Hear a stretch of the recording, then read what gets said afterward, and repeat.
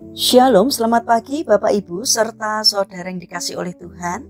Kiranya berkat, damai sejahtera dan sukacita dari Tuhan Yesus Kristus senantiasa menyertai kita sekalian. Sebelum kita mendengarkan firman Tuhan dan renungan, marilah kita berdoa. Tuhan Allah Bapa yang Maha Baik, kami sungguh bersyukur atas kebaikan dan kemurahan-Mu. Karena Engkau Tuhan yang selalu melindungi dan memberikan pertolongan dalam kehidupan kami. Jika saat ini kami akan mendengarkan firman-Mu, kami memohon Tuhan mengurapi kami dengan Roh Kudus-Mu agar kami dapat mengerti dan memahami apa yang Tuhan sampaikan kepada kami, sehingga iman dan karakter kami semakin hari semakin baik, dan biarlah firman-Mu selalu membimbing kami dalam kami menjalani kehidupan ini. Terima kasih Tuhan.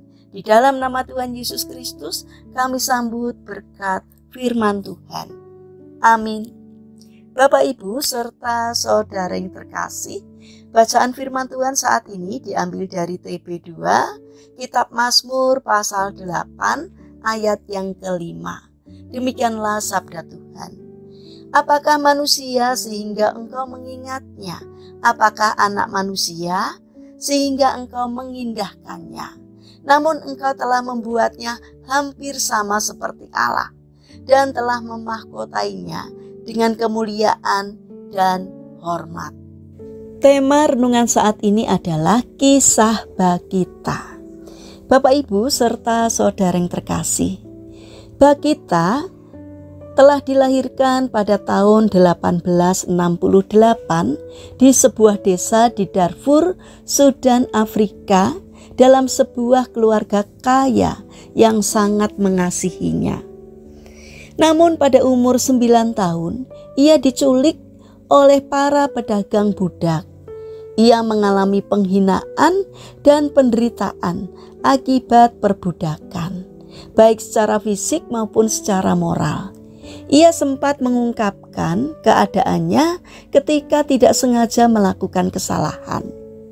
Suatu hari, saya tidak sengaja melakukan kesalahan yang mengakibatkan putra majikannya marah. Ia merenggut saya dengan kasar dari tempat persembunyian saya dan mulai menghujani tubuh saya dengan cambuk dan tendangan kakinya. Akhirnya ia meninggalkan saya dalam keadaan sekarat, sama sekali tidak sadarkan diri.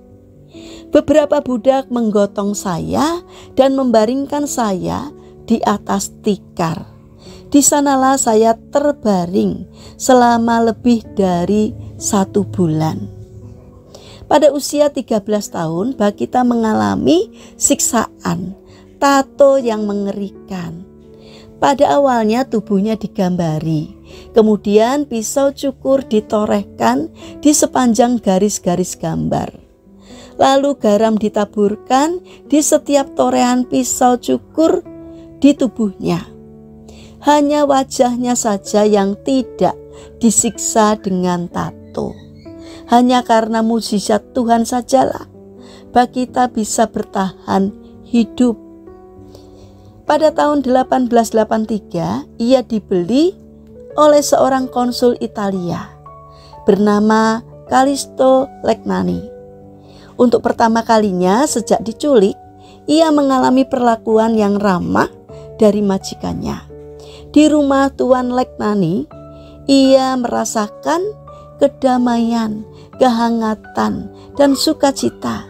Sampai pada akhirnya Tuhan mengizinkan ia tinggal di asrama yang dikelola oleh suster-suster Kanusian dari Institut Ketekumen di Venice.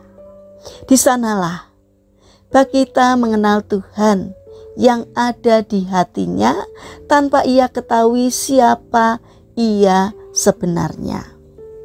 Pada tanggal 9 Januari tahun 1890, Bagita menerima sakramen baptis dan memperoleh nama baru yaitu Yosefina.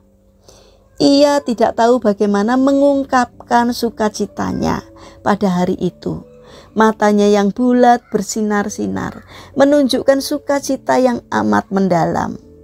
Sejak hari itu ia sering terlihat mencium bejana baptis sambil berkata, "Disinilah aku menjadi anak Allah." Pada akhirnya Bakita masuk biara dan menjadi suster kanusian di Venesia, Italia. Ia menjadi suster yang lembut, hangat dan menyenangkan hati anak-anak, menghibur mereka yang miskin dan menderita, serta membesarkan hati mereka yang datang mengetuk pintu biara. Bapak, Ibu, serta saudara yang terkasih, dari kisah tersebut menunjukkan bahwa Allah sungguh mengasihi manusia. Manusia begitu berharga di hadapan Allah, sehingga ia telah membuatnya hampir sama seperti Allah dan telah memahkotainya dengan kemuliaan dan hormat. Itu artinya kita diharapkan memiliki sikap hormat dan mengasihi terhadap sesama manusia. Namun yang sering terjadi adalah manusia tidak menghargai kehidupan yang sudah diberikan oleh Allah.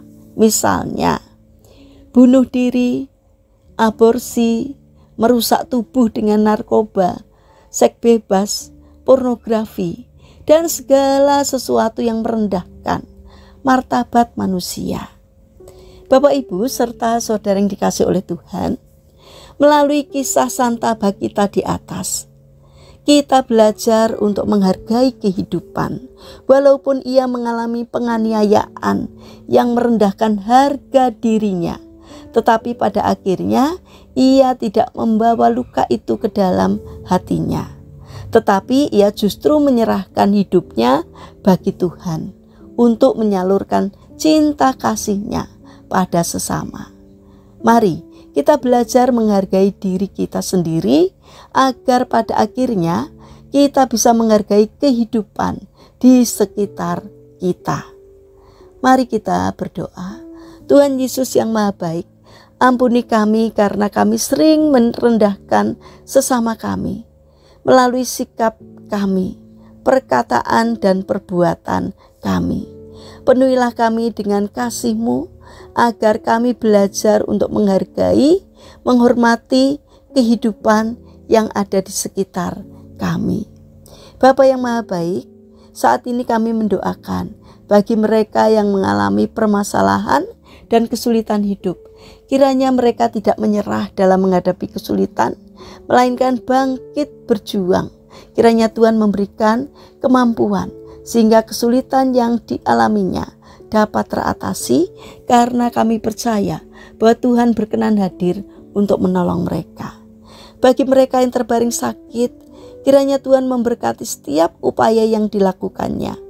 Kiranya Tuhan berkenan untuk menjamah dan menyembuhkannya. Bapa yang Maha Baik, saat ini kami ingin menyerahkan untuk setiap rencana aktivitas kami hari ini kepadamu. Berikanlah ketekunan dan juga semangat kepada kami dalam kami berkarya, dalam menjalankan segala sesuatu. Kiranya Tuhan memberkati. Bapa yang Maha Baik, saat ini kami mendoakan bagi pemerintahan bangsa dan negara kami. Kiranya Tuhan berbelas kasih untuk memberi hikmat kepada para pemimpin, pejabat bangsa kami, sehingga apapun yang dilakukannya kiranya seturut dengan kehendak-Mu. Terima kasih Tuhan, kami percaya Engkau akan menolong dan memberkati kami. Kami serahkan doa ini hanya di dalam nama Tuhan Yesus Kristus. Amin.